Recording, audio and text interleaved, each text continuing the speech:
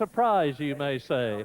But this race has officially been declared a wet race, which is a requirement if the right drivers have got to make their own decisions about changing to slick tyres subsequently. Rear lights on means exactly what it says. All these cars are equipped with a high-intensity red light at the back, and in conditions like this, they are obligated to put it on so that drivers behind them, diving into an impenetrable ball of grey spray, will know that there is something ahead of them if they see a red centre to it. There is one of that's Jonathan Palmer's Tyrrell, the 3.5 litre Tyrrell of Jonathan Palmer, 17th on the grid. His teammate Julian Bailey has qualified and is 24th on the grid on a circuit that he knows extremely well. We still, of course, have the parade lap to go when they blast off with Gerhard Berger there in pole position in the evocative Scarlet Ferrari and his teammate Michele Alboreto alongside him on the left. Now this is, now you will see what I mean when I talk about spray. You'll see that these heavy rear tyres, there it is, imagine being behind the two Ferraris. It's going to give them an enormous benefit when they start the race. Yes, absolutely, Murray, and I picked up a little bit on when you talked about seeing the rear light with the car in front, and quite honestly, if you do, the spray is so thick that if you see the rear light of the car in front, it's because you're about a split second from hitting it. The spray really covers even that powerful rear light that they wear. However, the rain at least has eased off a bit, and the spray is not as bad as it can be when the track is really flooded. I think that picture gives you a pretty clear indication of just what the visibility is. Basically, the drivers know the track very well, and to see where they're going when they're following other cars, you literally have to look for landmarks on the side of the track because you cannot see forwards at all. So you know when you get into a corner by looking at whatever catches your eye at the side. Now this race will be very interesting in these conditions because, as we've seen all season, McLaren have dominated the Grand Prix so far, courtesy particularly of the efficiency of their Honda engine. And we do know that Ferrari, when running full power, as we saw in qualifying... Berger stops. I noticed him slowing down. Is he just practicing a racing start? Practice start, yeah, to get the feel of it in the wet. But at full power, Ferrari now have caught up with Honda and will be very competitive, and because this race is wet, the fuel consumption is of course much better, and therefore the turbo cars will be able to run pretty much full power throughout the race, and that will bring Ferrari a lot closer to McLaren, because had it been dry, I think McLaren would probably have gone into the distance again, even though they didn't qualify as well. But these wet conditions will definitely balance the power of the Ferrari and Honda engines. So, a historic sight in 1988, the front row of the grid occupied by, on the left-hand side, the Scarlet Ferrari in pole position of Austrian Gerhard Berger. Down below, and into the pits goes one of the Tyrrells, it's Jonathan Palmer. Jonathan Palmer has peeled off into the pits. He will be starting, therefore, from the pit lane. There he is in the pit lane. So now they are all in position. The last one has come up onto the grid, and the last one is Nicola Larini. The lights are on. And it's go, and a good start by Michele Alboreto. As they sprint down towards Cox, it is Berger leading, Alboreto second, Prost third. It is Capelli in fourth position, Gugelmin fourth, and Capelli fifth. But already Senna has got ahead of Gugelmin and up into fourth place. Round Cox corner, down towards Maggots, the left-hander. So it's the Ferraris first and second. It's Berger leading. Senna is blasted past Alboreto and up into second place. So already Ayrton Senna, who was quickest in the dry warm-up this morning and subsequently quick in the final wet quarter of an hour, is up into second. Yes, and a very tentative start by Alain Prost. He got off the line all right, but I think the spray got the better of him. He couldn't see where he was going, and Senna attacking into Stowe, and Berger shuts the door. So the two young lions out front, and these young men in these conditions are liable to show a lot more bravery, and there's the car off. And Jonathan Palmer in the pit still, so it looks as though his race is over before it even began. The very experienced Alain Prost, I think, got caught up in the spray because he got off the line quite well, and then he dropped right back when he couldn't see where he was going. So out of Woodcote they come, and there's quite a gap now between Senna and Alboreto who is third. And leading at the end of lap 1, Gerhard Berger. Ayrton Senna is second. Alboreto is in third position. In fourth place is Gugelmin. Fifth is Capelli. Sixth is Nannini. Seventh is Nigel Mansell, who has got ahead of Boutsen. Warwick is next. And there goes Alessandro Nannini.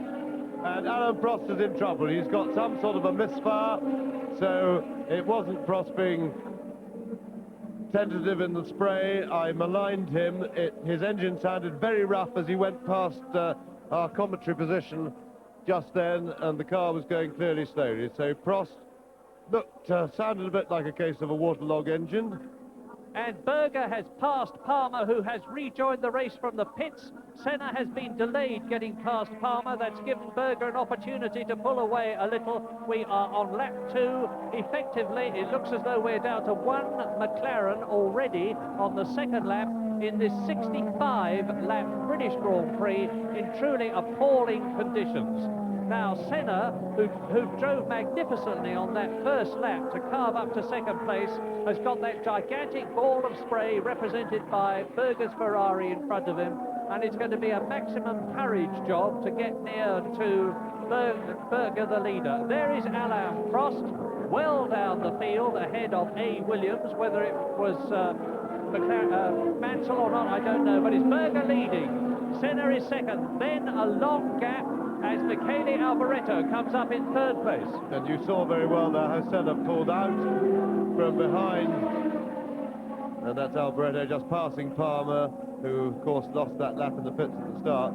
Saw how Senna pulled out of the spray, so at least he could see where he was going, but of course he has to tuck back in again as they get to the corner to pick up the line. You will see a drier line start to emerge a bit because all the cars tend to be on the same part of the circuit. That is Capelli in the March, and he is in fifth place. Yes, well, the drier line won't stay dry for long, because I'm just looking at the glass on our commentary box, and it's now appears to be raining hard again.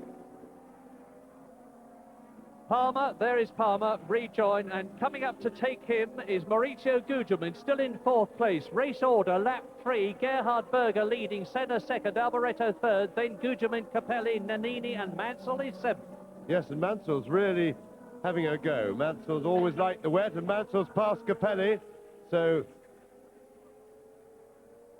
Mansell really charging. These conditions, of course, will suit him to use his driving skills. The relative lack of power of the Atmo car is nullified to a certain extent by the wet. So here is Gerhard Berger leading with Senna in second place there, taking a look and falling back in third position. It's Michele Alboreto across the line, Ferrari's first and third. Then it is the march of Gugelmin in fourth position. Nannini is fifth. Nigel Mansell is in the points. Now here is the gap in third to third position. There goes Michele Alboreto in third place. Here he is. And he's already 8 seconds behind Ayrton Senna. Yes, the race is between these two, without a doubt. These two being Berger in the Ferrari, Senna in the McLaren. Just look at this gap as through the spray towards us comes Michele Alboreto in third place. Now we wait for Gugelmin. This is him right behind Gugelmin, and really flying is Alessandro Nannini, who is in fifth place. That is Nigel Mansell in the points for the first time this year. That is Capelli in seventh place. Behind Capelli is Palmer, who has been lapped, but 8th on the course at the moment is Derek Warwick, 9th is Piquet, 10th is Nakajima, 11th is Chiva, and 12th is Thierry Boutsen as you look at Jonathan Palmer. Another lap completed. Berger, here he is coming down to Cox, the right-hander. And a really huge lead now Berger and Senna have got. The two young chargers of the Ferrari and McLaren team going away from Alboreto at a huge speed. 4 laps completed, 11 seconds Senna is ahead of Alboreto. We haven't had a chance to see what Prost could do in these difficult conditions because his engine sounds really rough. Yes, 11 seconds between Senna in 2nd place and Michele Alboreto in 3rd position. Berger. And the other man to watch here, of course, is Alessandro Nannini, as you pointed out, Murray, really flying in the Benetton and underlining his talent because he joined the team with Thierry Boutsen, who some people have rated certainly a very competent journeyman driver in Formula One, but Nannini has really shown a lot of talent this season. And hats off too to Maurizio Gugelmin in 4th place ahead of Alessandro Nannini. There he is. This is the battle for 4th place. Maurizio Gugelmin, the young Brazilian, higher in a Grand Prix than he has ever been, thanks to the slippery March. Nothing wrong with the Judd engine. It's really punching out the power. And of course, today's wet, cool conditions will suit that engine very well indeed. It has had a tendency in the past this year to overheat, but it certainly won't be doing that today.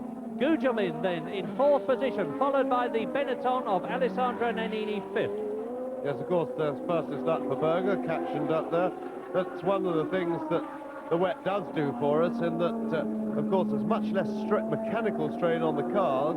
They're on the power less, and so quite apart from the engines not overheating, all the components of the car have a much easier day of it, and so we get much greater reliability. So hopefully we should have a lot more cars running at the finish. And there are 2 of them. It's still the battle between Maurizio Gugelmin, the ex-Formula 3000 driver, ex-Formula 3 champion of Britain, driving for the Dick Bennett's West Surrey Racing team in Formula 3, who is, for that was Alboreto in front. So between Alboreto and Gugelmin, there is 4 seconds. Between Gugelmin, who is 4th, and Nannini, who is 5th, there is about half a second. Yes, and Nannini is clearly trying to get past Gugelmin. He could clearly go quicker if he could do it. But these conditions with the bad visibility, the spray, you can't really see anything at all. And it will require a certain amount of shutting the eyes and praying to overtake a car of similar speed. Now, Ayrton Senna is lapping marginally quicker than Gerhard Berger in the lead, trying to close the gap about 3/10 of a second quicker, as Nannini really challenges Maurizio Gugelmin as they come through to complete the lap. And I think this is it. Nannini's in a position to attack. He's having a go. Ooh. Trouble is, of course, that there is a little bit less water on the racing line, which Gugelmin had. Nannini had to move onto the wet a bit, and I think probably that daunted him a little, because he was in a good position then. This is the closest contest in the race at the moment. Berger is now 1.7 seconds on lap 7 ahead of Ayrton Senna, who is 17 seconds ahead of 3rd place man Michele Alboreto coming towards us. Now look for the battle for 4th. Yes, and right behind that battle is Nigel Mansell waiting to pick up the pieces. We saw him on the last shot. And in fact he's catching them. Nigel, when he got out of the conventionally suspended Williams yesterday after practice, was like a man reborn. He had been so low on Friday that I was worried about him actually starting in the race. But now he's in a car that he knows because it's got conventional suspension. He's in a car which he can confidently drive at the limit because he's not going to be worried about it suddenly collapsing on him. And my goodness, it is showing. Nigel Mansell's driving ability has never been a doubt this season of 1988. He's had all the fire and vigour and determination that he's had in the past, and he's lost none of his skill. What's been holding him up is the equipment when he's got the right car. There's Alboreto 3rd. There is Gugelmin in the March in 4th. Nannini 5th, and Nigel Mansell, red 5, in the Williams Judd in 6th position, and the gap between Gugelmin and Mansell is about 2 seconds, that's all. And Nannini will be well aware of Mansell's form looming in his mirrors, and that will put more pressure on him to have a go at Gugelmin, who is definitely holding him up. And I really think that if Nannini could only get past Gugelmin, and he's having a look, but he's not close enough. He's got to get close through the chicane and try and make his overtaking manoeuvre at either Copse or Beckett.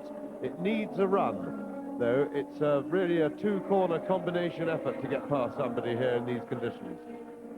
So, British March leads British Benetton, leads British Williams for 4th, 5th and 6th places.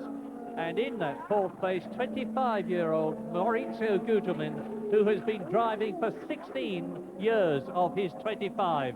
And once again, Nannini, as they come into the chicane and out of it, closes right up.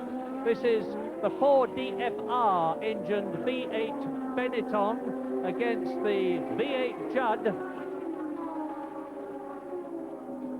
And don't forget that in front of these three battling for 4th place, it's still 2 Ferraris and a McLaren, with Berger leading on lap 9, leading Ayrton Senna by 1.5 seconds.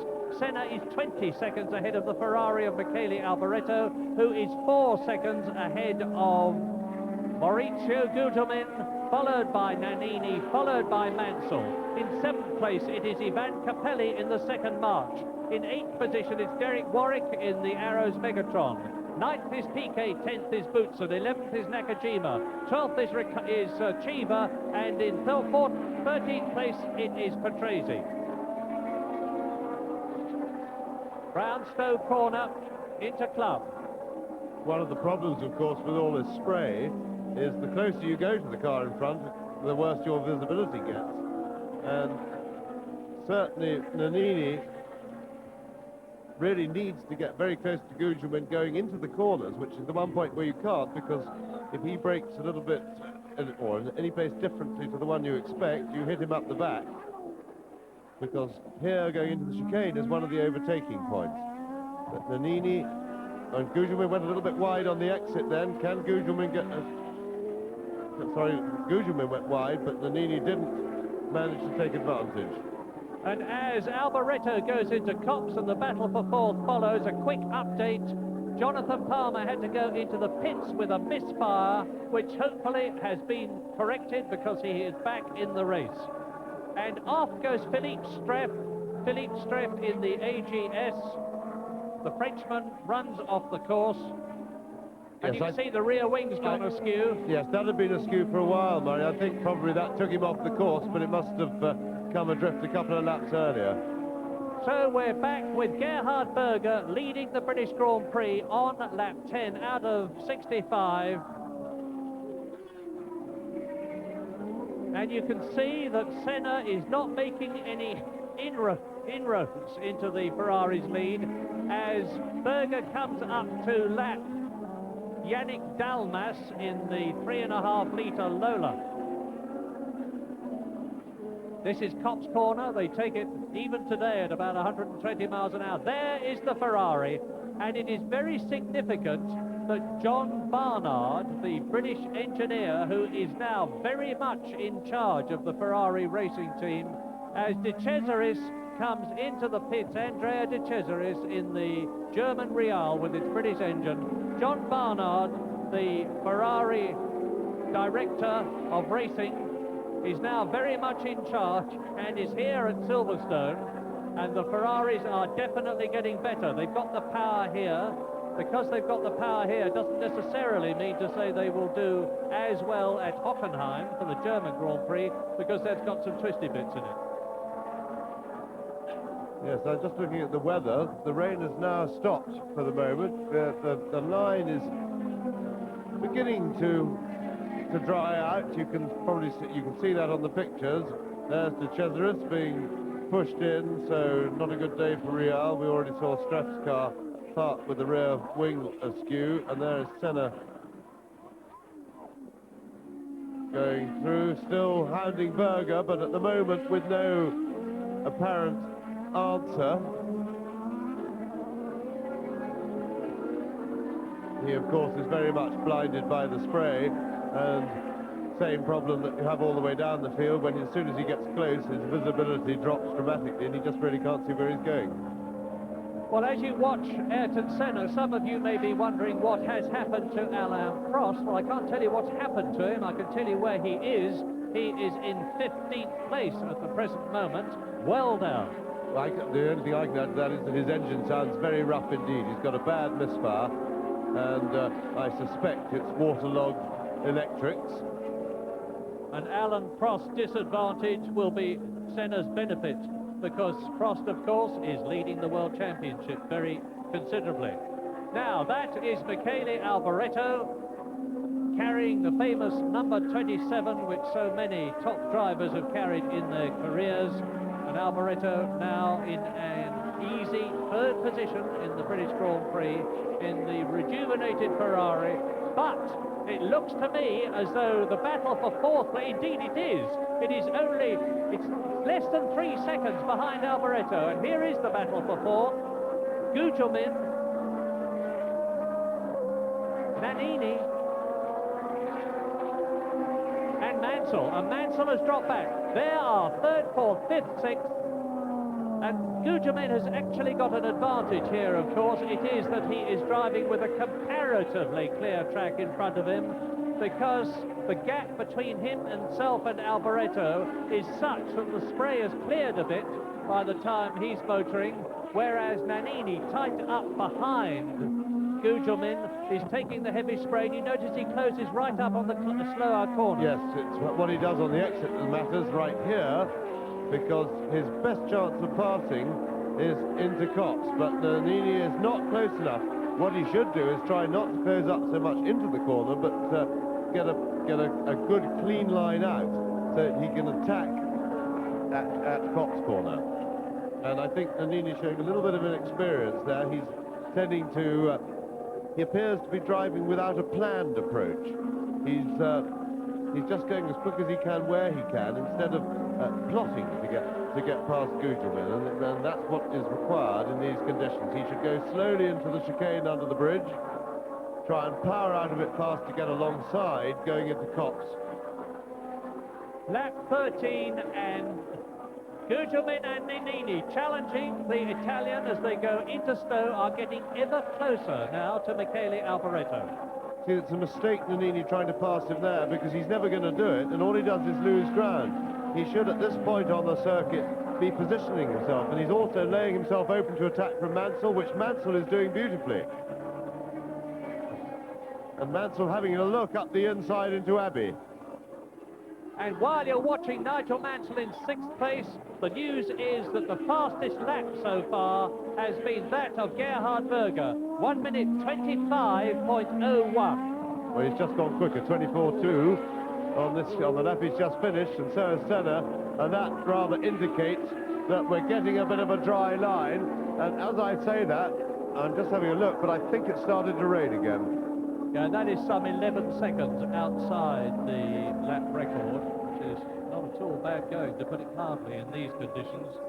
And now Nicola Larini in the Osella is being caught by Michele Alboreto, who is followed there by Gugelmin, and Nannini going right up alongside almost the March. But Gugelmin closes the door as they go round Abbey up towards the complex. Now, if Alboreto can get past Larini before the complex, as he is going to do, and he has done, it will give him an advantage. And I think Nigel Mansell now is going to be right up with Nannini, who goes past Larini.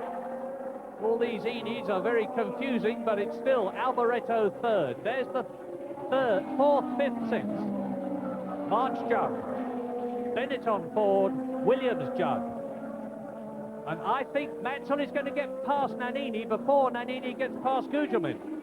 Yes, I do too, because Nannini has always impressed me with his talent, and Mansell having a look. Mansell had a look to get inside, but what Nannini has done, not only in this race, but at Imola earlier this year and in various races this season, whilst he's impressed me with his talent, he's unimpressed me with his intelligence. He doesn't seem to go about it. He's having a look, but he's not doing it with any coherent plan. Well, let's just watch.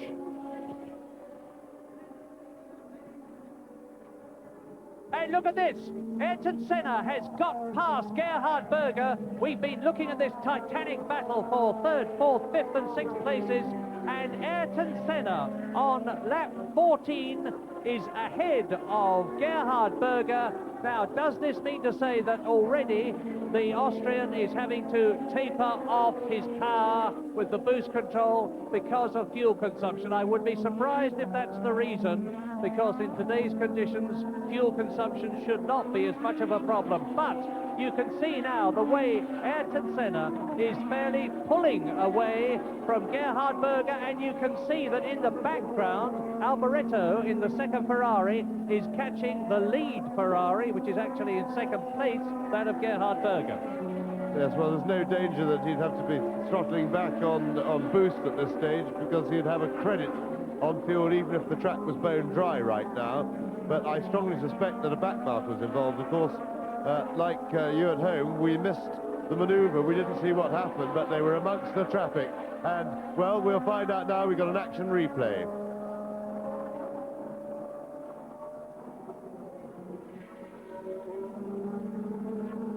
And, well, we saw it exactly. That was...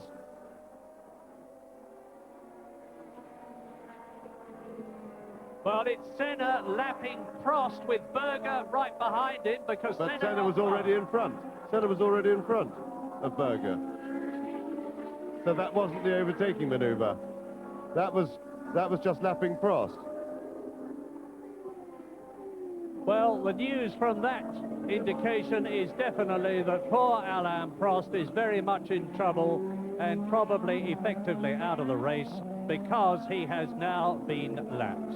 And on lap 16, Ayrton Senna is 1.7 seconds ahead of Gerhard Berger, with Michele Alboreto 32 seconds behind them in third place. This is Berger, and it looks as though Ayrton Senna brilliantly has made his break, and now with a clear circuit in front of him, because he's still got some time before he starts lapping people, he can exploit that condition. Berger is the only challenge to the McLaren, so we might be on our way to yet another McLaren win, the 8th in 8 races, but there's still a long way to go, because we are on lap 17. It's a 65-lap race, and as you can see, Gerhard Berger is certainly not giving up.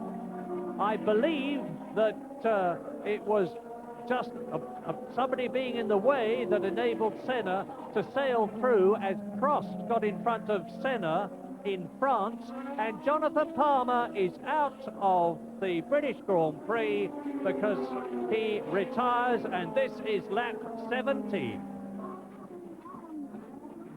Yes, I'm sure it was a traffic problem. We saw the confusion there on that action replay with Prost. And the Gerhard.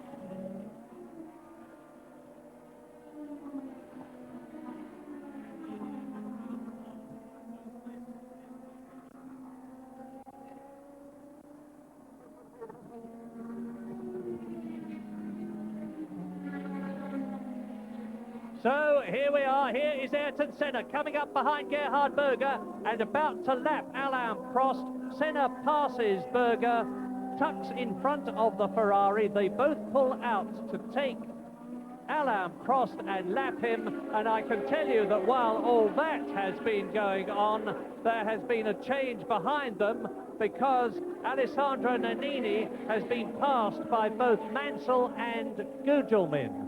Yeah, so that was clearly a case of Berger being held up by the two slower cars as they came out of Abbey Corner. He had to lift off the throttle, and Senna took his chance, was able to hold on the power with a little gap he had behind Berger and sailed through, and then he used teammate Alain Prost, who's being lapped because he's in engine trouble, used Prost to just help confirm his lead.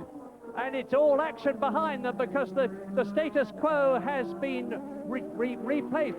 And it's Senna now leading Berger. Alboreto, Nannini is still fourth. Mansell is now fifth. Gugelmin is down to sixth position, and Capelli is in seventh place. So there is Ayrton Senna leading. There is Gerhard Berger in second position. We are on now lap 19 out of 65. Look at the enormous gap as Stefano Modena comes towards us. That is Alex Caffey. There is Alain Prost well down the field. In fact, Alain Prost at the moment is in 16th place.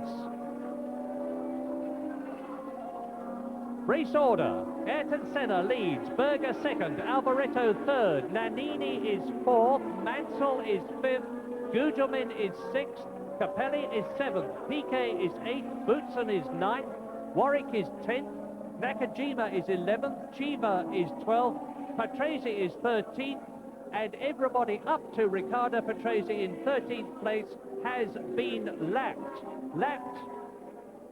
as there Nakajima, followed by Eddie Chiva, 11th and 12th. Now, there is Senna lapping Patrese. You can see how close Gerhard Berger is behind him as they come up to complete the 19th lap. I'll give you the gap between Ayrton Senna, the leader, and Gerhard Berger, second, as they complete the lap. It is 1.3 seconds only. Yes, and Senna will have been very grateful to Patrese for getting between them at the chicane, or letting him pass. A little bit of a breather. Now, a new problem is developing for the drivers because the rain is holding off at the moment, and the racing line is beginning to get dry enough to start wearing these very soft compound wet tires. They're a much softer compound than the dry tires, obviously, with the water to cool them, but when the track gets dry, they fall apart pretty quickly. Well, we've been looking at this empty corner quite deliberately so that you could judge the enormous gap, because there is Alboreto in third place, Nannini is in fourth place, Mansell there is in fifth position, and behind Nigel Mansell in sixth place is Maurizio Gugelmin, who is dropping back. He's now 4 seconds behind Mansell.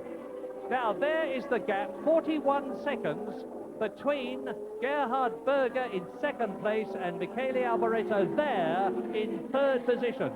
But just as Senna and Berger are out on their own, as they were in the reverse order earlier on, we've got a wonderful battle for third, fourth, fifth between Alboreto, Nannini and Mansell, with Gugelmin not far behind them. And there is Alboreto. He's being caught by Nannini, who is right up now on the gearbox of the Ferrari, and taking him, and Mansell is getting past both of them. Oh, fantastic! Nigel Mansell is ahead of Nannini. He's up behind Alboreto, and Nannini spins. He's overdone it, and he's lost time there, and that means that Maurizio Gugelmin moves up a place as well, as they both come through to take Pierluigi Martini in the Minardi. Yes, and Nannini didn't lose a lot of time, but it brings into question once again his intelligence, because superb piece of driving by Nigel Mansell, I should say. Now, Nannini gets alongside, and then look at Mansell duck out to the left as we look at it. He's inside. Nannini is now confused because he's got Mansell one side. He's in a sandwich. He brakes too hard. Alboreto slams the door on Mansell. I don't think Alboreto had really expected Mansell to be there. Nigel saw it, and Nannini, just basically when nobody was really interfering with him, I think got confused and just let the car go. And we saw him spin at Imola in a similar situation. He's quick and he's talented, but how clever is he? Well, I'll tell you, Nigel Mansell is clever, mucho clever, because he's in fourth position at the moment, and he is only 1 second behind that Ferrari, and it's the Ferrari of Michele Alboreto with the vortices streaming from the rear wing, from the spray coming up from the rear wheels, and Mansell is in there fighting. He's got a power disadvantage with the Judd against the Ferrari engine, but that is nullified by the wet conditions and the fact that Mansell has really got the red mist, I'm sure, because he's had a really miserable season. He has yet to finish this year, never mind finish in the points. And when Mansell's in a fighting mood, and I remind you that he won the British Grand Prix last year, he won the British Grand Prix the year before, he's in front of his home crowd, and that must give him an extra 20 or 30 horsepower. I tell you what, Murray, he's really enjoying himself. He's having a decent race at last. The conditions are right. The wet weather nullifies car advantages to a large extent, gives him a chance to drive, and he's driving well, not so much through courage and determination, but I'm sure through sheer pleasure. He's really enjoying himself. And I say again, he's got rid of the dreaded reactive suspension. Nigel Mansell started with Lotus with their active suspension. He did all the test work on it. He learned to loathe it. He didn't like it when Williams used it. Piquet used it first last year in winning the Italian Grand Prix. Now Mansell's back with the old firm in the form of conventional springs and shocker suspension, which gives him the feel of the car, and he's going for Alboreto. He's going for Alboreto. He's taking Alboreto. Nigel Mansell is in third position. He's gone up from 7th to 6th to 4th to 5th and now to 3rd, and this is lap 23. Yeah, he's certainly enjoying himself, because when you're really enjoying it, it doesn't half make you drive well, and Nigel Mansell is driving absolutely superbly. He's getting the very best he can out of the car, and he'll be pleased about that, because Nannini has repassed Gugelmin after his little spin, and I would expect him to catch Alboreto quite quickly, but Mansell should be able to use the Ferrari as a buffer. There is Nannini in the background. You just saw him, so he's not very far behind. Lap 3, Senna leads Berger by 2.6 seconds. Berger is 46 seconds ahead of Nigel Mansell. Mark that number, 46. We'll be watching it very carefully for you. Michele Alboreto is just about a second now behind Mansell in 4th place. Nannini is in 5th place. This is race leader Ayrton Senna, and Gugelmin is 6th.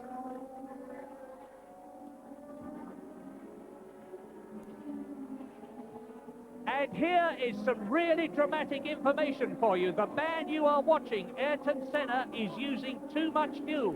We have just had a privileged message from the McLaren pit, which tells us that Senna is using too much fuel. He's been given a signal to tell him to wind down the boost and use less fuel.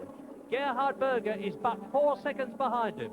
Yes, the only problem about the privileged information is that we don't have information from the Ferrari pit about how much Berger's using, and I strongly suspect that in the fight that they're having together, that Berger has used at least as much.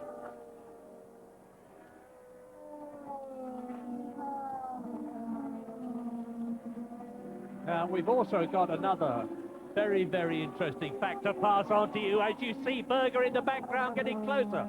And that is that Alain Prost has got instrumentation problems, particularly concerning how much fuel he is using, and he is being guided from the pits using, by telemetry, which the Honda engineers are able to employ, information coming from Senna's car. And here's Senna coming through in the lead, and Berger getting closer. I can understand instrumentation problems about what to do. I can't understand why those cause a misfire. I think that's Honda giving us a load of BS, as they say, because, quite honestly, that doesn't cause the misfire, and Prost has clearly got a misfire.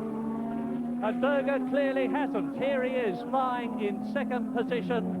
Fastest lap so far in the race is now Gerhard Berger, 1:24.24. You will remember that previously I said 1 minute 25, and so Gerhard Berger is going marginally faster. We are now on lap 25. Perhaps the course is a little bit drier, and that will help. And between Senna and Berger, you can see the gap, and you can see on your caption that it is 4.7 seconds in terms of time. And they are 46 seconds behind Gerhard Berger. Sorry, Mansell is 46 seconds behind Gerhard Berger, 2 seconds ahead of Alboreto, 3 seconds ahead of Nannini, 9 seconds ahead of Gugelmin. And the race order on this, the 25th lap, with 40 laps to go, is Ayrton Senna leading, Berger second. There is Gerhard Berger. the man who this season for Ferrari has already finished second in Brazil and Monaco and third in Mexico, and he is second ahead of Nigel Mansell, 47 seconds. Then Michele Alboreto, fourth. Nannini is in fifth position. In sixth position, it is Gugelmin. Capelli, seventh. Piquet, eighth. Boutsen, ninth. Warwick, 10th. Nakajima, 11th. Chiva is in 12th position. And Senna has lapped everybody up to 9th position man Thierry Boutsen. We're getting to a point now in the race where it hasn't rained for a little while, and these wet weather tyres, made out of a particularly soft rubber compound, of course, because they expect a cold track, where the drivers who start to remember the tyres, and you saw Mansell going, and Alain Prost is coming into the pits with right opposite us, so Prost, his misfire has probably finally got the better of him. But going back to the wet weather tyre problem, the drivers who now pay attention to cooling the tyres down, looking after the compound, and that involves heading for the wet patches on the straight when they don't need grip, will have an advantage later in the race if it doesn't rain. And Alain Prost retires from the British Grand Prix, the man who has won 4 Grand Prix this year and is leading the World Championship, hits bad luck for the first time in 1988, and Rory Byrne in the green jacket, the Benetton chief technician, walks away as Prost's car is pushed back into the pits. And now there is only one McLaren, but this is the battle for third, fourth, fifth, which is following Senna and Berger, and it's Nigel Mansell. There is Nannini. Alboreto, of course, is ahead of them in third position. Sorry, I get it right.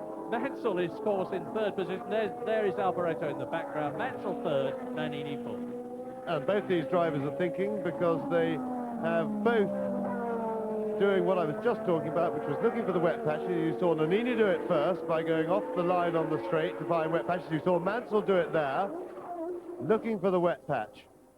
And this is a replay of Nannini passing Alboreto to get up to this chase of Mansell. This happened a lap or two ago. Now, 2 laps ago, Nannini gets past Alboreto, and now he and Mansell are battling for the lead of the Atmo race, the normally the atmosphere cars, and there they are. Nannini now starting to hound Nigel Mansell. It's very important, though, to look for the wet bits on the straights, to keep those wet tyres as cool as possible. They'll be starting to really hurt in a moment. And they are 54 seconds behind Senna, the leader, and 48 seconds behind Berger in second position. This is a marvellous battle for third position. Marvellous not only because of Nigel Mansell being there, but because Nannini is right up tight behind him. Frank Williams sitting, watching the monitors in the Williams pit, and in particular, of course, Mansell, because Patrese, his other driver, is in 13th place, has already been lapped. In fact, Senna has now lapped everybody, up to Thierry Boutsen in the second Benetton, who is in 9th position. And the gap between Senna and Berger is constantly increasing. The Brazilian on his way to his 4th Grand Prix victory, to mirror image the success of Alain Prost, who has already won 4 Grand Prix for McLaren this year, is 7 seconds ahead of Berger, who is 40 seconds ahead of Mansell, who is third, and there he is. You can see the gap between Mansell third and the Benetton Ford of Italian Alessandro Nannini. Alboreto is fifth and dropping back, and Gugelmin is only 4 seconds in the March, in 6th place behind Michele Alboreto, who is fifth. And Nannini really looking for a way round Mansell, although so far he hasn't shown any real sign of having an answer to that problem. I would have thought there might be a case for Nannini to sit back and keep his tyres cool for a little while, allow Mansell, if he will, to get into tyre trouble, but Nannini having a look down the inside into Club Corner. Well, our information system's working very well. I can tell you that Alain Prost retired from the British Grand Prix on lap 26 because he had appalling handling problems, which in his opinion was so bad that it just wasn't worth going on. And Nannini goes for it now and through. Alessandro Nannini taking advantage of the fact that Nigel Mansell had moved across to find a wetter part of the course to help keep his tyres cool, dived in and is now up into third place and already pulling away from Mansell. Senna leads, Berger second, Nannini third in the Benetton Ford, Mansell in fourth position. In the background, Michele Alboreto in fifth place, and in sixth position, Gugelmin. Yes, and Mansell moved away, went the long way round looking for water to cool his tyres. Nannini just took the straight line, and it was a good thing he wasn't listening to what I said earlier, because he's passed Mansell, and the way he was hounding him, I would think that Alessandro Nannini could pull away. An interesting thing about this juncture of the race, and we're coming up to the half distance point, this is lap 29 out of 65, is that the turbo cars have by no means got it entirely their own way. Little twitch from Nannini then through Stowe, right on the limit, but he held it well. He was using every inch of the road, had to really fight the car to stop it sliding out too far.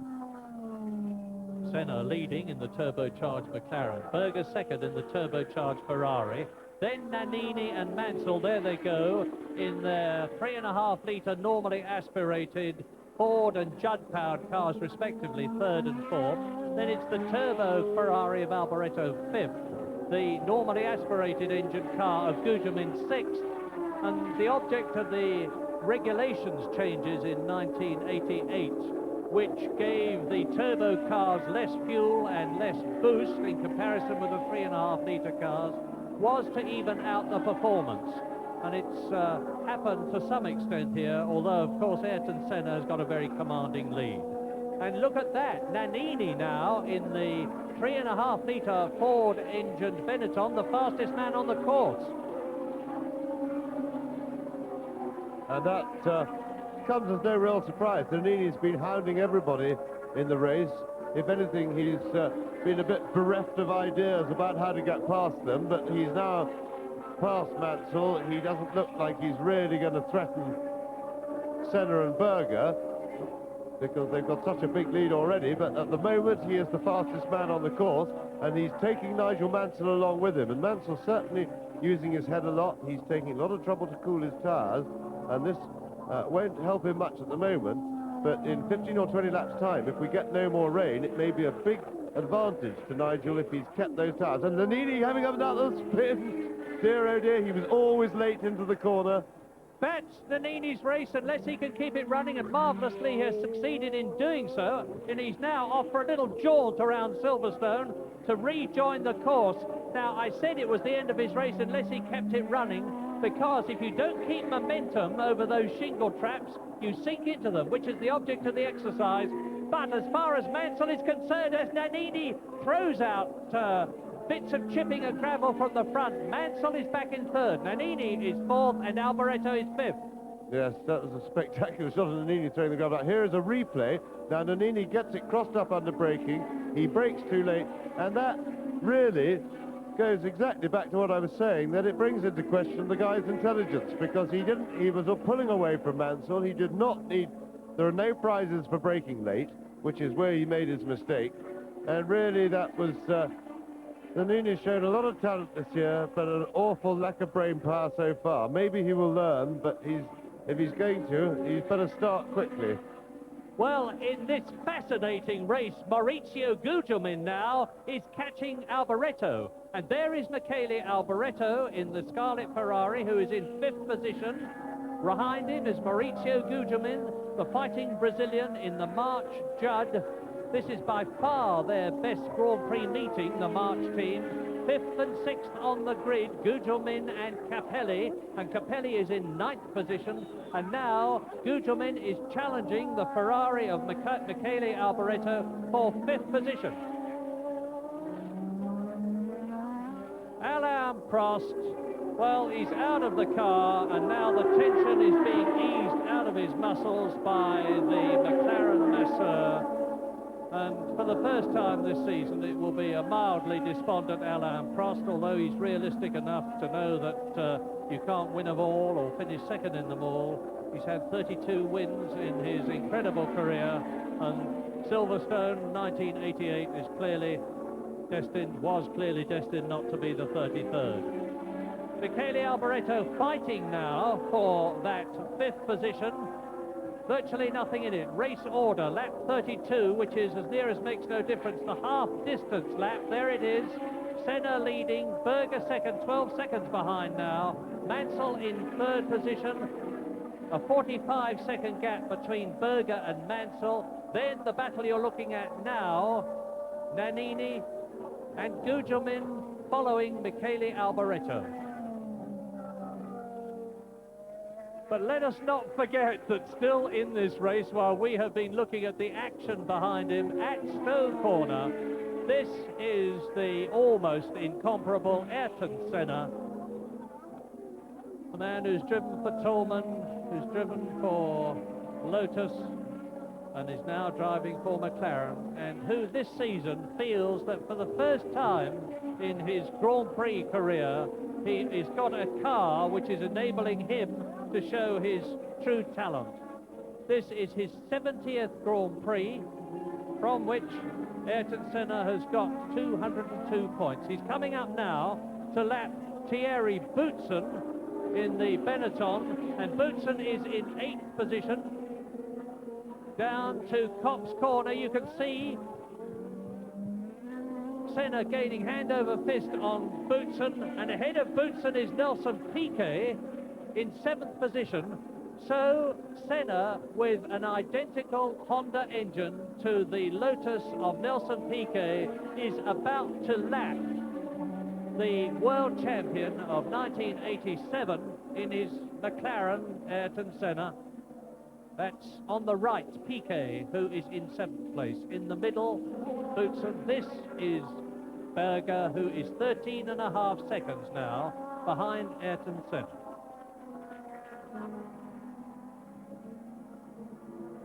And the race settles down a bit. That's Capelli in the March, followed by Minardi, followed by Dalmas in the Lola. And there goes Berger. Now, let's watch a bit of classic, I'm sure, lapping as Berger comes right up to... No, it's Philippe Alliot, I apologise. It's Philippe Alliot in the Lola. And Alliot is in 18th position, so he's being lapped for the 2nd time by Gerhard Berger, or about to be. Well, as Berger passes Michele Alboreto, here is a replay of Maurizio Gugelmin, moving ahead of Michele Alboreto to take 5th position. And it happened at the complex.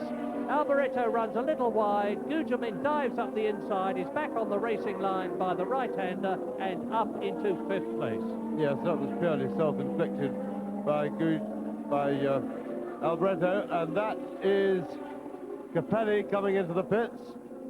Now, is this for a fresh set of wet tyres? Because the conditions certainly aren't ready for dry tyres. Well, somebody brave enough, the actual racing line is now dry, and I tell a lie, having had another look at the track, I think he probably should go for dry tyres. No, I think he was just changing, it looked to me as though he just changed one tyre. He certainly didn't change all 4 of them, so he's obviously on a full set of wets.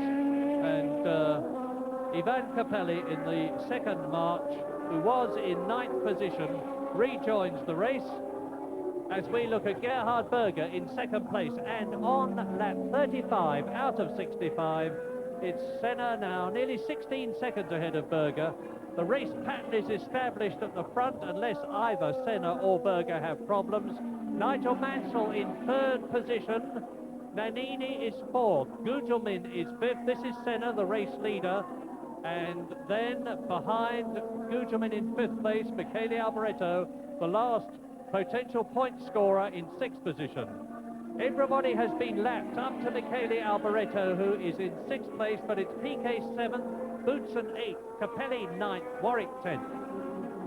And now the track really is starting to dry, and it becomes a very critical decision for the drivers on when to risk going on to dry tyres. As well as the track conditions, they have to take into account the further possibility of rain, because in the normal way, if the clouds have gone and there's not going to be any more rain, the earlier you change, the better. Senna now, you see Senna looking for wet parts of the track to try and cool his tyres down, reduce the wear on the wets, but when it comes to the corners, he's got to go onto the dry line to get the grip. And as he does so, behind him, the lapped Nelson Piquet in the yellow Lotus Honda, with right behind him in 8th position Thierry Boutsen in the Benetton Ford, who of course has also been lapped. Ayrton Senna well on his way now to another victory. Nannini is fastest on the course at the moment, 124.1, and those are slick tyres waiting to be put at an appropriate point on one of the Williams cars as Capelli comes into the pits again in the March. And you can see there, the track is really quite dry around Cox. Well, Capelli, his second lap on the trot that he's been into the pits, so I think he's got some sort of problem that is more acute than just tyres. Mansell, is it going to be Mansell who stops for slick, dry tyres? It doesn't look to me as though the course is quite appropriate for them yet, and they haven't actually got those tyres out in the correct position on the pit lane for Mansell to be able to dive in between them, stop, and let the mechanics try to beat an 8-second time, which is a good one for a pit stop. Well, on this side of the track, round here where Nigel is through the chicane and then through Woodcut and up to Cox, and he's going for the wet bit to cool the tyres, and quite right, this is good driving by Nigel Mansell. He's keeping away from the dry line wherever possible, trying to make the soft compound wet tyres last as long as he possibly can. But at the same time, I'm sure he is now giving a lot of thought to when he can change, because historically it has proved that he who has the bottle to change early usually benefits from doing that. And certainly there at Beckett's, I think if he ran a little bit wider, he would have found even more dry road. Well, this is lap 37, and Nigel Mansell again going for the wet bit. Sorry. Nigel Mansell is 37 seconds now behind Gerhard Berger in 2nd place. There's Nannini charging hard. Of course, he's had to recover or try to recover and build up his momentum again after having spun down to 4th position, losing 3rd to Nigel Mansell. Alboreto now is the next man to be targeted by Ayrton Senna, the race leader, to lap him, and Alboreto is in 6th position. It's Senna, Berger, Mansell, Nannini, Gugelmin, Alboreto.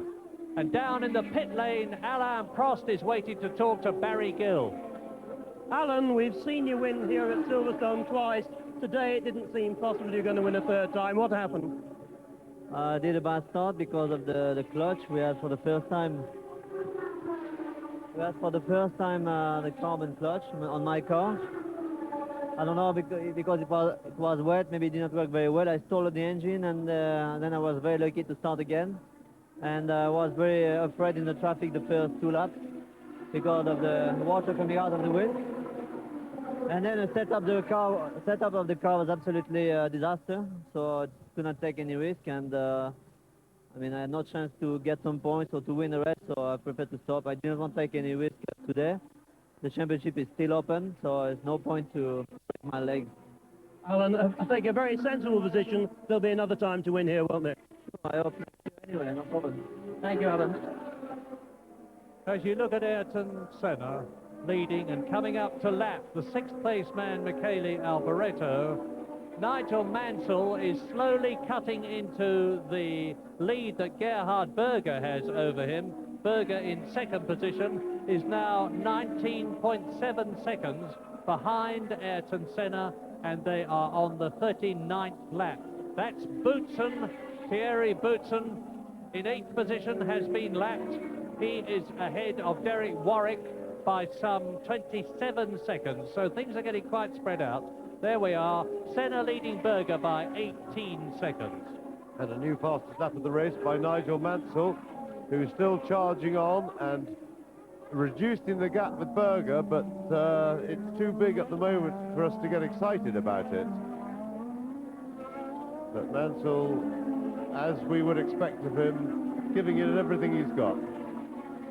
Well, as you watch Senna, who has lapped Alboreto, who is in 6th position, now there is Mansell, and it is so heartening to see that he has got the fastest lap in the race, 127 miles an hour, and that compares with a lap record, his own lap record, of 153 miles an hour. And so that difference between 127 and 153, which will diminish as the course dries out, nevertheless gives you an indication of how appalling the conditions have been. Mansell now revelling as Boutsen retires. Thierry Boutsen out of the British Grand Prix, and this is lap 40. I don't know what the problem is, that's steam coming from the rear of the car, but for whatever reason, Boutsen, who was in 8th position, is out. That means that Derek Warwick moves up to 8th, Nakajima to 9th, Chiva to 10th, Patrese to 11th, and Caffey to 12th, as you watch Nigel Mansell moving up on the young charger Stefano Modena. And Frank Williams is looking raptly at the monitor in the Williams pit. He's aware of the fact that Mansell is on his way. 22 seconds between Senna and Berger, 37 seconds between Berger and Mansell, who is in 3rd position. That's Alex Caffey. Here is Mansell, who has passed Modena, Stefano Modena, the young Italian who is in 14th place and has been lapped once so far. The cobby, good-looking lines of the Williams Judd, and this is the prettiest car on the course, in my opinion, the Ferrari of Gerhard Berger. But even Berger's talent, well, Nigel Mansell, Berger, there is the board of Berger, and it says slow. I suspect that the Ferrari team are getting telemetry messages from the engine, the V6 turbocharged engine of Berger's Ferrari, and they are worried about fuel consumption. As Berger looks for the wet bits on the course, he's going to see, has seen that slowdown signal, and Mansell, who has now cut the gap between himself in 3rd place and Berger in 2nd place to 35 seconds, will benefit from that, because the Judd is not going to have any fuel consumption problems at all. It is a 3.5 litre car, there it is, and Mansell is carrying as much fuel as he wants to carry, whereas the turbo cars are only allowed 150 litres. And by the way, Nelson Piquet has now passed Michele Alboreto, who is clearly in trouble, and we have a Lotus Honda, that of Nelson Piquet, the world champion, in 6th place. Race order, lap 41. Senna leads, Berger 2nd, Mansell 3rd, Nannini 4th, Gugelmin 5th, Piquet is in 6th position, and Senna has lapped everybody up to Gugelmin in 5th place. And Mansell, you saw there once again, still looking for the wet bits of the track, and it is intelligent, sensible driving, which of course reflects his experience. And there is Nelson Piquet, who has moved up into 6th place ahead of Michele Alboreto. Let me say this very quickly. Piquet is closer to Senna than he was. Senna, of course, has lapped him. I'm hypothesizing, I've got no hard information, but from the way that Piquet is hanging on to Ayrton Senna, I'm imagining that Senna may in fact be slowing up a little, perhaps because of fuel consumption problems. The Honda technicians said yesterday that if the weather today was as it was forecast to be, and it is, they would have real fuel consumption problems. Well, we'll see. Of course, Piquet has got the same engine, Honda V6 Turbo, as Senna, but Senna has been going a lot quicker and is indeed a full lap ahead of Piquet. Yes, I mean, the temptation is to have a cynical view, and that is that Piquet didn't go fast enough in the first bit of the race to wear his tyres out, and therefore he's got an advantage now, because clearly, and he's looking for the wet bits there, but clearly now the speed of the various cars is going to depend more than anything else on what sort of condition their wet weather tyres are in. And maybe Piquet would probably rejoinder that by saying, well, he looked after his tyres, but I doubt whether he's going to put a lap back on Senna, because that's what he'd have to do to win the race. The first three are now on lap 43, and Mansell is really cutting deep into the lead that Gerhard Berger in second place has over him, because the gap is now down to 32 seconds as you look at Eddie Cheever there in 10th position. But it's Senna now, 20 seconds ahead of Berger. That is Derek Warwick, who is 8th in the Arrows Megatron, ahead of his teammate Eddie Cheever, who is 10th, and they are sandwiching the yellow Lotus of Satoru Nakajima, who is in 9th position. Mansell carves past Alex Caffey, who is in 12th position, to lap him, and just watch that difference. Mansell is getting closer and closer to Gerhard Berger. It's still half a minute, but it's 2 seconds in the last lap. And there are still, we are on lap 44, so there are still 21 laps to go. And that means to say that if Mansell goes on as he is going, he not only can catch Berger in second place, but will catch Berger. And what an absolutely magnificent comeback that would be. It is already, but it would be heightened. Race order, Senna, lap 44, leads Berger by 31 seconds. In third position is the man you're watching in the background as he laps on Arnoux. And by the way, in the other Ligier, Stefan Johansson failed to qualify. So Senna leading Berger, who is 32 seconds ahead of Mansell, who is followed by Nannini 4th, Gugelmin 5th, Piquet 6th in the points. Alboreto 7th, a lap behind. Warwick is 8th, Nakajima is 9th, Cheever is 10th, Patrese is 11th, and Caffey is in 12th position. Julian Bailey is in 17th place in the Tyrrell. Mansell down the Hanger Straight at about 180 miles an hour, even in these conditions, into the 5th gear, 150 mile an hour Stowe corner. And Berger has again, I can tell you, I can look along the pit lane from here, and I can tell you that Berger has again had a very strong visual pit signal from his Ferrari team. Slow, it says. There it is. Yes, I'm sure that's to do with fuel consumption, because somehow I get the feeling that if Senna was in debit on fuel and over his limit, then I'm quite sure that Berger would have had to have stayed with him when they were racing hard together in the first 25 laps or so of the race. Well, we have the interesting situation at the moment of Gerhard Berger, the Ferrari driver of 1987, being caught by his next year's teammate Nigel Mansell, who's now again gone fastest, 1 minute 23.8. And I'll tell you in a moment what the gap is between Senna and Berger, and then, more importantly, between Berger and Mansell, because I have little doubt that Senna is on his way to his 4th Grand Prix victory, but I have a great deal of doubt about who is going to be second. Well, I think now we may be getting into tyre changing time, because suddenly, although the wet tyres are getting more and more worn, everybody's lap time has started to come down. And that signifies to me that the line is really beginning to dry out. You can see there, past the pits, which is right below our position, the line is absolutely bone dry. It's not the case around the back of the circuit, of course. In 3 laps, Nigel Mansell has taken 10 seconds out of the lead that Gerhard Berger that you are looking at there is Mansell had over him. It's So, sorry, that's Matrese there.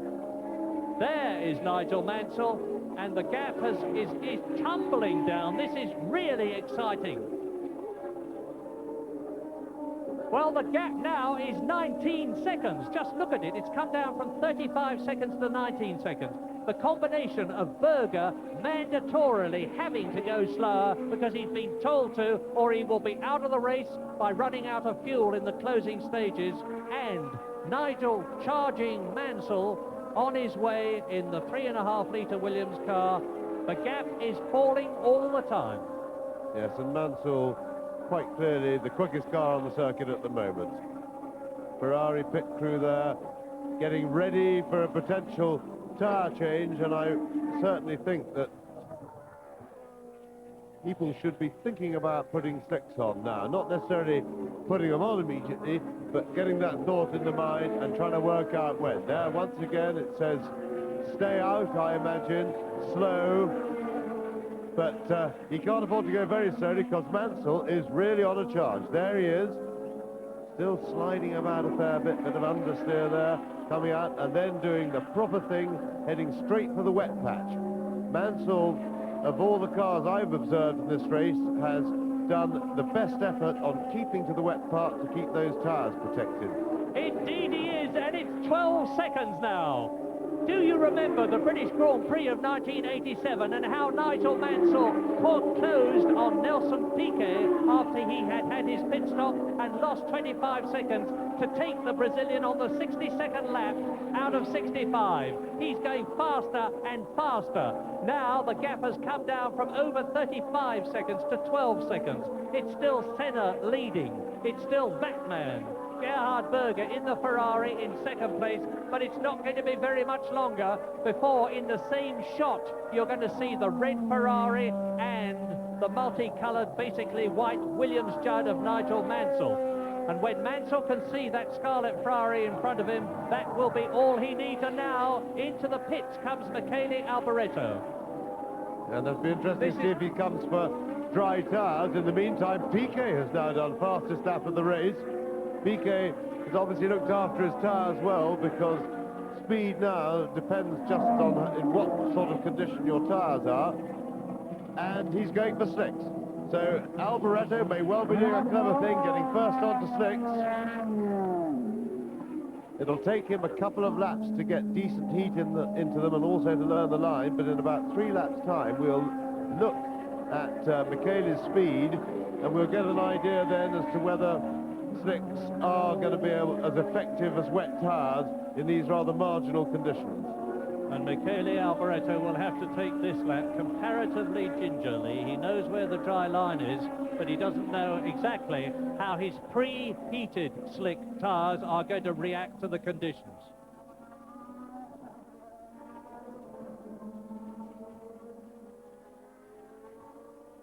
Meantime, Ayrton Senna has just radioed his pit to ask them what, in their opinion, he should do about tyres, and Ron Dennis has told Ayrton Senna to stay out on the course whilst they can judge how Alboreto goes on slicks. It is going to be a really entrancing finish to this race, as now Senna is going to let Piquet through. You remember earlier on I remarked on the fact that Senna was going slower, which was manifested by the fact that he wasn't pulling away from Piquet in the Lotus. Now Piquet is right with him. We know that Senna is concerned about his tyre wear. He's got a very considerable lead now of 54 seconds over Gerhard Berger, but Berger in the Ferrari has only 4 seconds ahead of Mansell. Nigel Mansell is almost within sight of Gerhard Berger, just 4 seconds, and we are on lap 49, and Senna, there he is, the race leader, is worried about his tyres.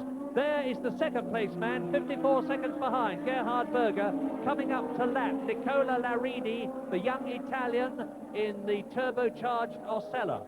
Race order, lap 49. Senna, and look at Mansell, there is Mansell. The last car of this line, there is Berger, and there is Nigel Mansell, and it's certainly not 4 seconds now. Mansell has got the Ferrari in his sights.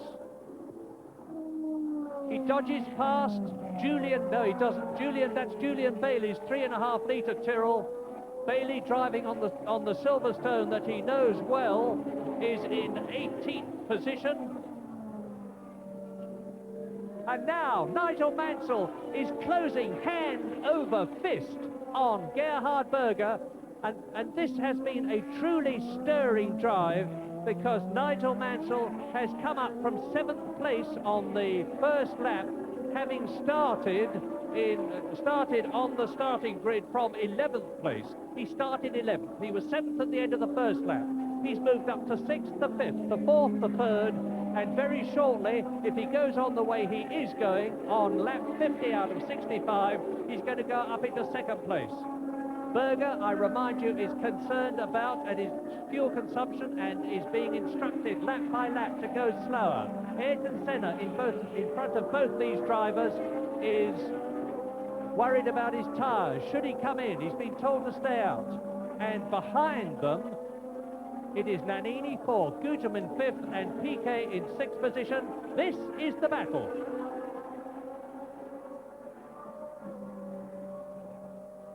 And Mansell and Club.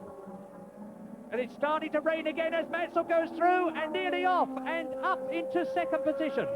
Nigel Mansell dodges right over to the right-hand side of the track. It is in 2nd position. Now that's very interesting. The crowd go wild. They see Mansell into 2nd place. Tremendously popular stuff.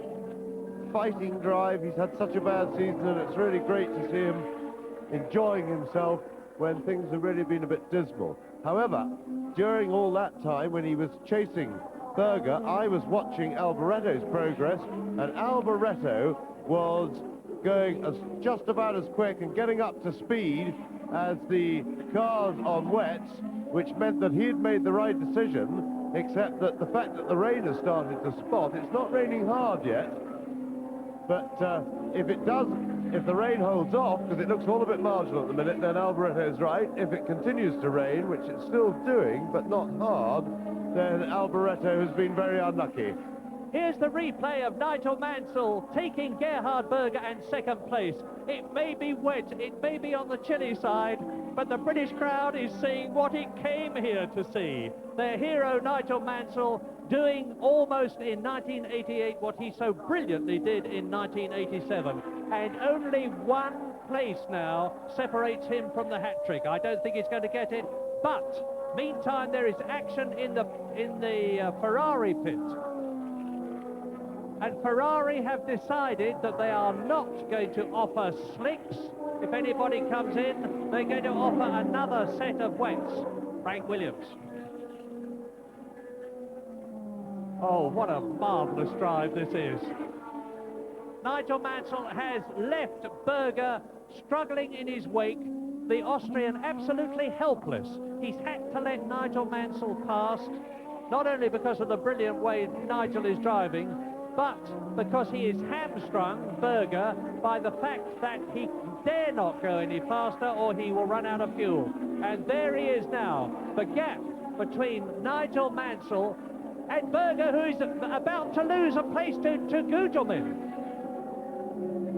Gugelmin is now closing right up. The race order on lap 52 in this riveting race is Senna. Mansell is 65 seconds behind him. Berger is in 3rd position. In 4th position it is Nannini. Then Gugelmin in 5th place. Piquet is 6th and Warwick is 7th. Berger certainly appears to be in trouble. I suspect it's a combination of his tyres being completely shot, his wet, and maybe the fact that he's had to wind right back on his boost to preserve fuel.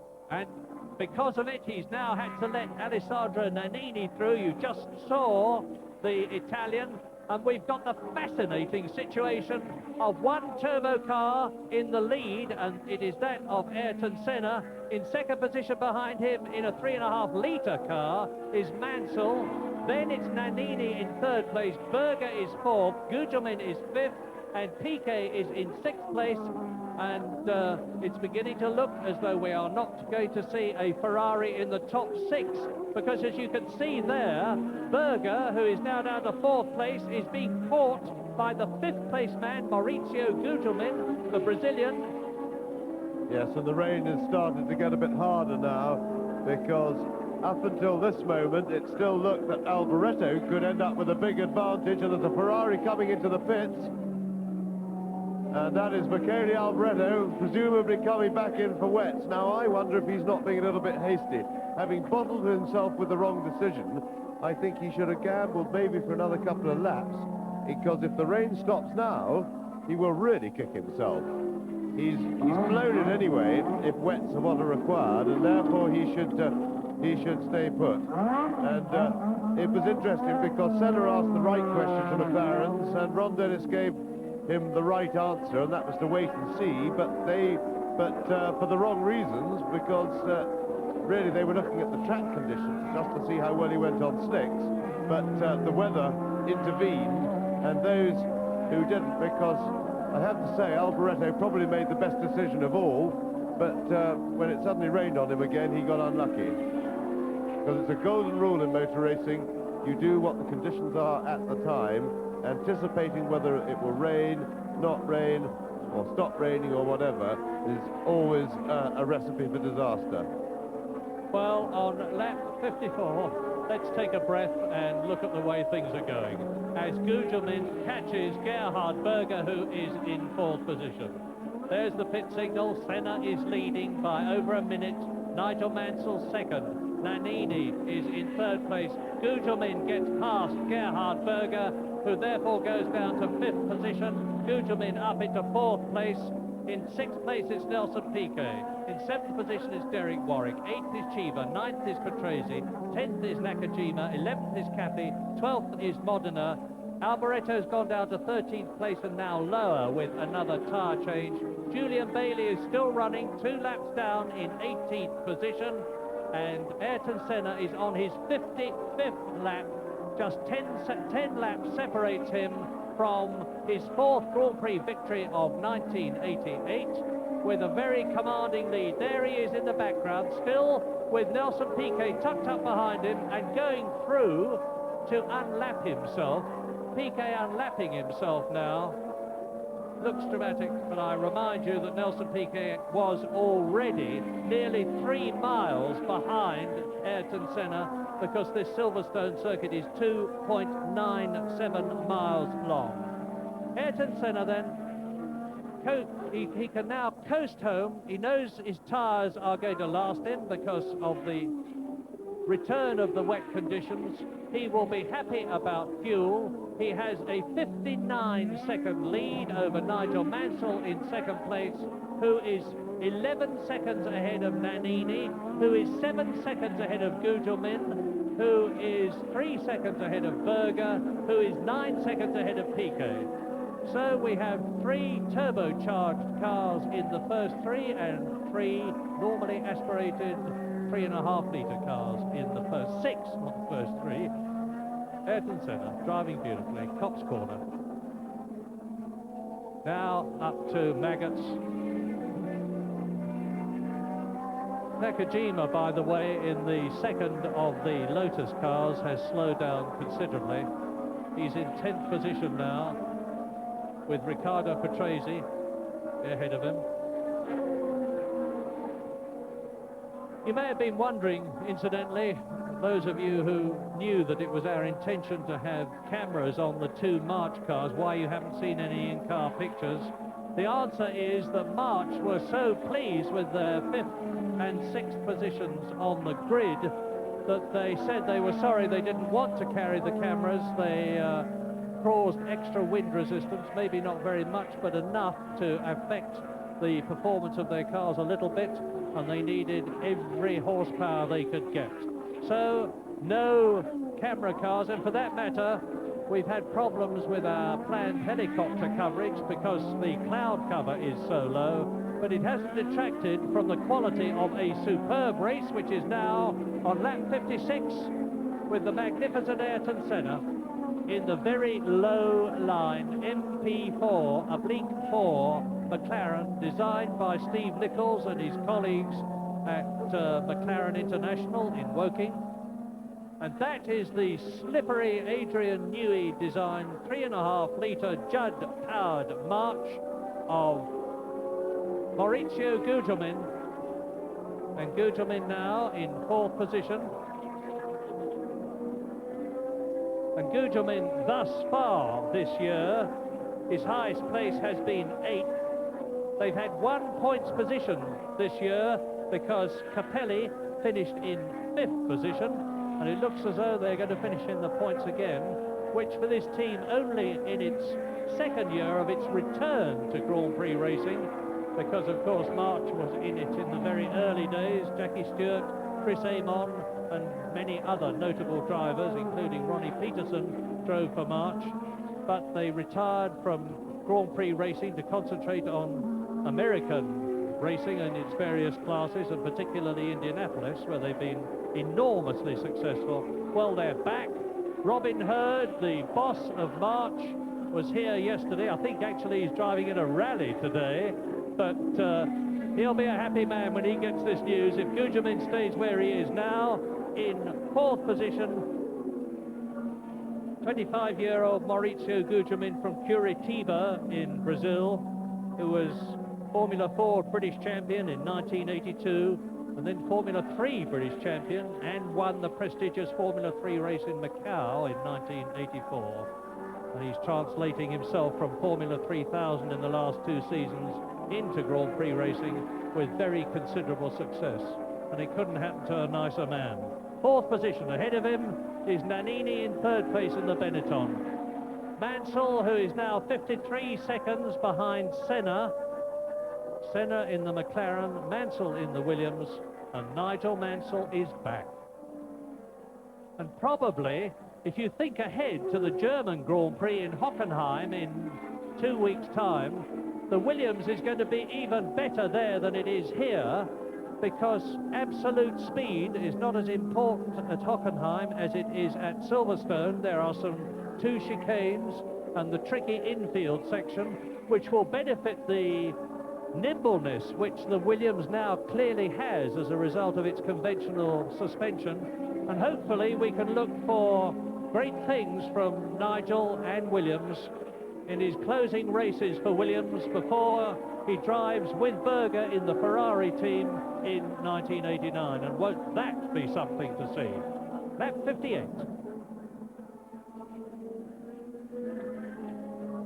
Nigel is actually living in a motorhome here at Silverstone with his wife Roseanne, his daughter Chloe, who had an argument with the bath and split her head open the other day and had stitches in it, and is now perfectly okay, fortunately. So he hasn't got very far to go home when he's finished this race, and I'm sure when he does so, he's going to be a very happy man indeed, because he will have done not as much as he could have expected to do, but far, far more than he could have expected to do, because Nigel started, I remind you again, from 11th position on the grid as a result of that dreadful Friday that he had with the reactive suspension. He's fought his way up to 2nd, and there's only 1 car ahead of him, which is a turbocharged McLaren. Prost is out, Berger is behind him in the Ferrari, Alboreto is behind him in the Ferrari, and Mansell, for the first time this year, has had an opportunity to demonstrate his talent in a 3.5 litre car against the other normally aspirated engine drivers. And we are on lap 59 now, not far to go in this 65 lap race, with Mansell coming down on Philippe Alliot and Satoru Nakajima in the yellow Lotus. Nakajima is in 10th position and Alliot is in 15th place. And Nigel Mansell whistles past the turbocharged Honda-powered Lotus with absolutely no trouble at all. And Nakajima actually prefers fast circuits to slow ones, and is being considerably troubled by Philippe Alliot, actually. And Mansell still doing it right, going to the wet patches whenever he can, keep those tyres cool, and they don't look too warm. And I've been, as a little check, I've been watching Alboreto's time since he went back onto a new set of wet tyres, and it would appear that he doesn't have a big advantage. Certainly over Mansell he doesn't, because Mansell's lapping just as quickly as him, despite the fact that his tyres have done quite a few laps on a relatively dry road, and wet tyres don't like that. They wear very fast, they overheat. But Nigel has certainly done a very good job all through the race, or ever since there was a dry line, in seeking the wet patch. You see him doing it again there, not following the full width of the road.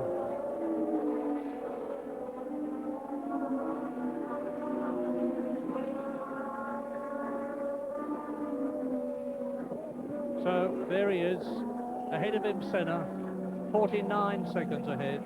The gap has come down a lot. It's come down by over 10 seconds between Senna in the lead on lap 61 now, and Mansell in second position, who's yet to complete his 60th lap. But it's nothing to get too aerated about, because Ayrton Senna is very clearly driving his race, knowing exactly what the situation is by virtue of radio communication with the pit and visual signals from the pit board. He is on his 61st lap now, so he's got the 62nd, 63rd, 64th and 65th laps to go. 4 laps of this just under 3-mile circuit. 12 miles separate Senna, who is now coming up to Gerhard Berger in 6th position to lap the man who led him and who he caught and passed, and has now fallen right back because of fuel consumption problems with the Ferrari. Nelson Piquet, in fact, is up into 5th position. So extreme is Berger's plight, because Nelson Piquet now has got ahead of Berger, and the race order in the closing stages of the British Grand Prix round 8 of the World Championship is Senna leading Mansell, with Nannini third in the Benetton, so it's McLaren, Williams, Benetton. A 4th make in the 4th position, Gugelmin.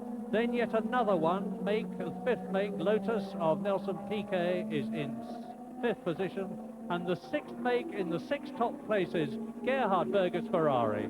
Lapped in 7th place is Derek Warwick, who could still finish in the points if any of the 6 men ahead of him have trouble. Eddie Cheever, his teammate, is 2 seconds behind Warwick in 8th position. Riccardo Patrese is still running in the conventionally suspended Williams in 9th place. Nakajima in the 2nd Lotus is 10th. Cappy is 11th. Modena is in 12th position. And Julian Bailey, 2 laps down, is showing signs of finishing in his British Grand Prix run in 18th position. So Senna has now lapped the Ferrari of Gerhard Berger, lapped the 6th place man.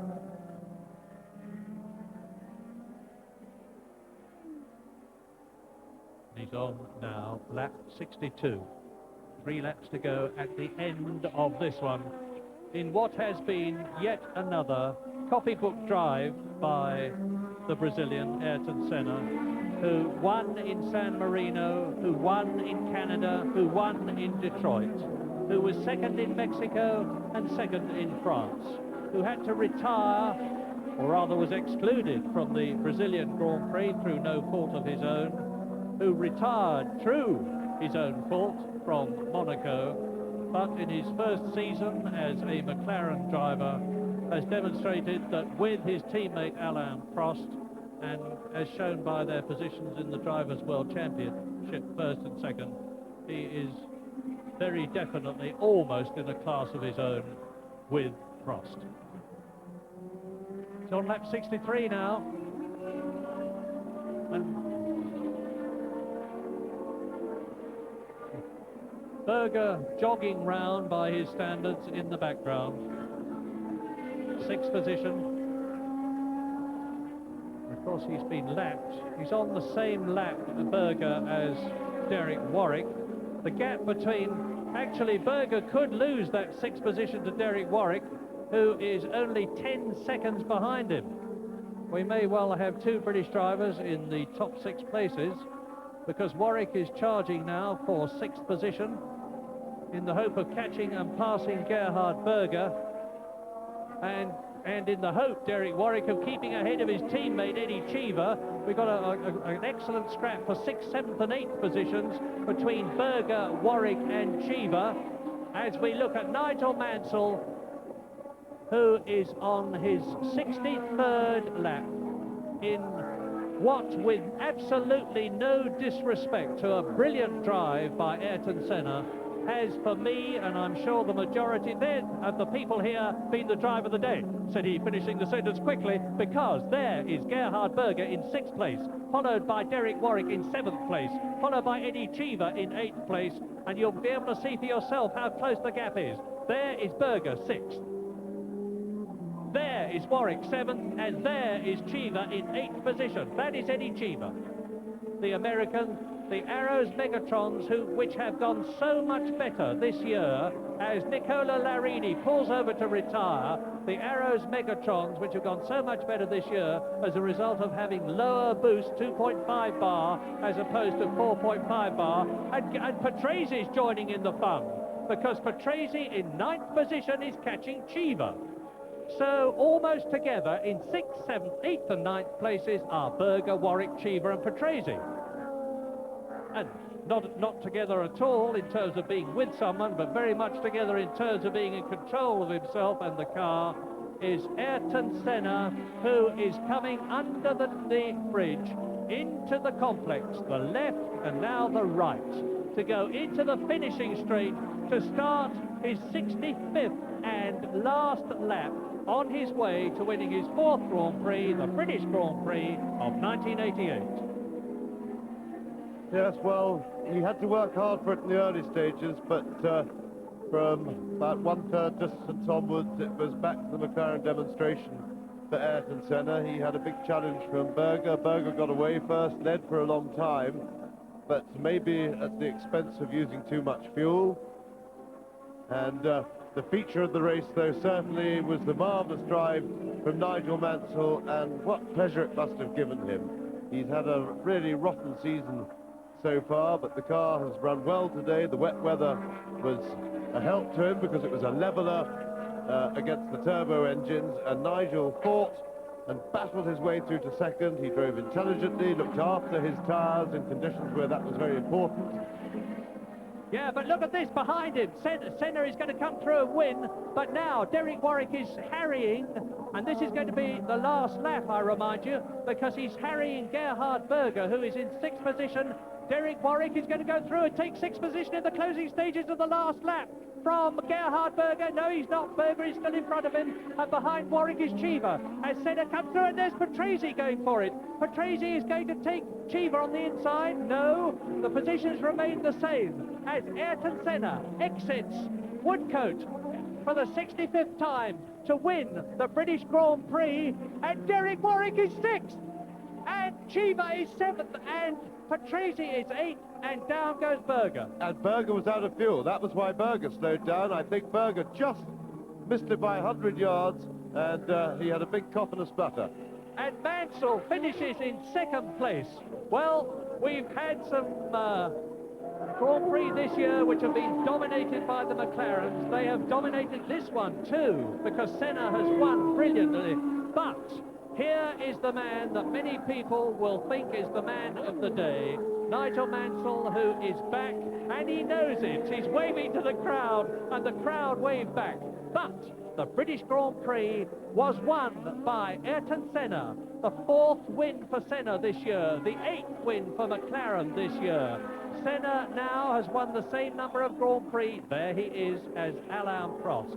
A magnificent 2nd place for Nigel Mansell, who in the end was only 27 seconds behind Senna. Then it's Nannini, Gugelmin, Piquet and Berger with Warwick.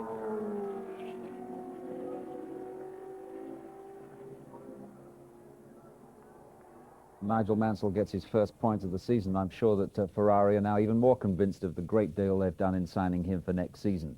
But Ayrton Senna wins, Nannini was 3rd, and you'll see that the championship position now is even tighter, but between the 2 McLaren drivers, of course. Prost out of today's race, and now leads the championship by just 6 points from his teammate as they go to Germany.